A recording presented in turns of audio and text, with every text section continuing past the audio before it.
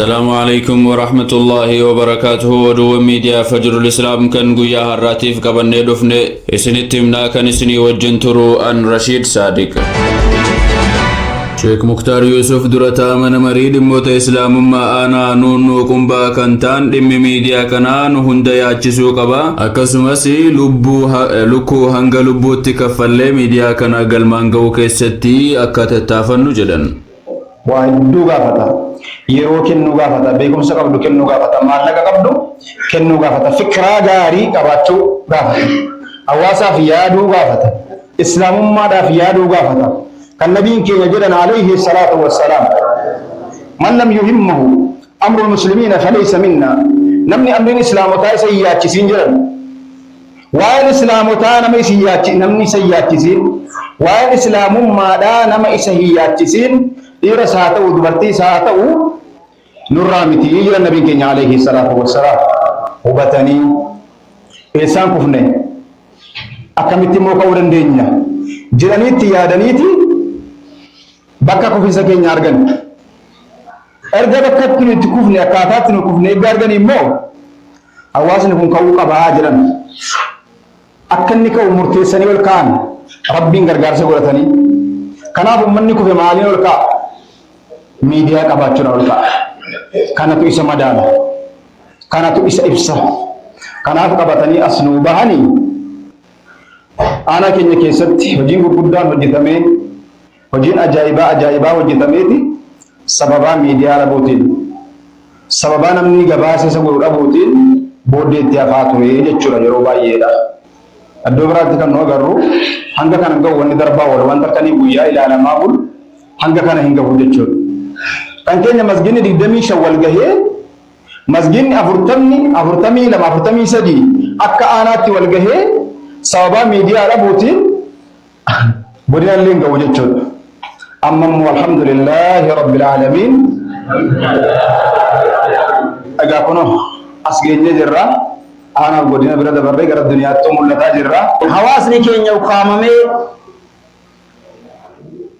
هنجر وانجا جرمي زيرو ركابي كن عامل لتو دعائن اللي تاتو نمني وانا رجتو كت وان بكسنا وانا تناجر يشوفه بتك ربي كراتافي الدنيا نقول كم دعوة سكين جتشورا ركون أسكت سجوا كم يتبسمو كبا إبان أواس مسلمة ركون أواس مسلمة من دانجرو أكمتين الدنيا نجي سلط بينو كراتو كم ديجت شباب يرفعوا جرن جوري ما بيعمل كيس آمين جرب بيعمل كيس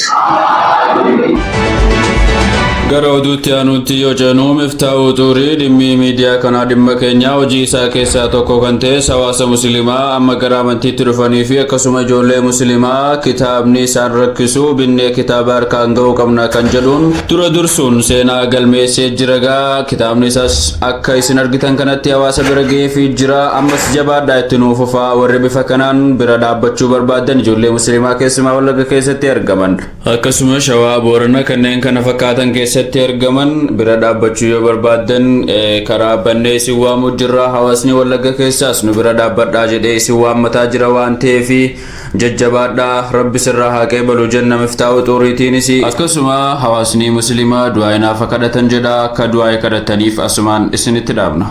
Kabajamtootaa fi hordoftoota miidiyaa Fajrul Islaam bakka jirtanitti nageenya rabbii isinirraa jiraatu jecha inshallah guyyaa har'a bakka nuti itti argamnu godina Wallagga Bahaa aanaa Waamaa Hagaloo ganda Baataa Waayyuu masjiida Hamzaa madrasatun Nuur keessatti argamnaa jechuudha. Bakka sheekni keenya Sheek Xahaa Jamaal itti barsiisan bakka sana adeemnee sheekaatis gara fuulduraatti yoo rabbi fedhe waan jara madaaluun waan jara barbaachisu miidiyaan kun gumaachuudhaaf fuulduratti karoorfatee qaba waan ta'eef ammaaf garuu waan jara irraa darsii godhan qur'aana tokko isaaniif kennee jira miidiyaan Fajrul Islaam jedhu. Miidiyaa kana akkuma isin nu bira dhaabattan rabbiin isin bira haa dhaabatu. Sheekh Mubaarak Sheekh Abdul Qaadir miidiyaa kana galmaan ga'uu keessatti qabxiiwwan sadeen kana eeggachuun nurraa barbaachisaadhas jedhan. Ergaa mata duree sadii qabdu isiniif qabadheen yaadde inni tokkoffaan tokkummaa qabaatuudha jechuudha. Tokkummaa yooniif qabaanne wanta barbaanne galmaan ga'uu ni danda'a. inni lammeessaan maali yoo jettan wal tuffii dhiyeessuudha. Wal tuffiin hin barbaachisu. Inni sadaffaan maali jechuun maali yoo jettan diin guddisuudhaaf yaadu. Sadeessan diin kana akkamitti guddatuu danda'a? Maal gochuu qaba? Gahee maaliitu narra jira? Jenneetu yaaduun barbaachisaadha jechuudha. Egaa kan hanga ammaatti dhaggeeffataa turtan miidiyaa Fajrul Islaam. Miidiyaan Fajrul Islaam lagaagaara cee hawaasa muslimaatiif kan sagalee ta'uu karaa keessaatiin nuqunnamuu dandeessu isiniin jenna. Akkasumas turtiin keessan fuuldurattis nu wajjin haa ta'u isiniin jecha fuuldurattis hojiin babbareedoon yoo rabbi jedhanii hojjetama. Hanga oduu torbee dhufuutti walitti deebinutti. Assalaamu alaikum wa rahmatullahi wa barakatuh.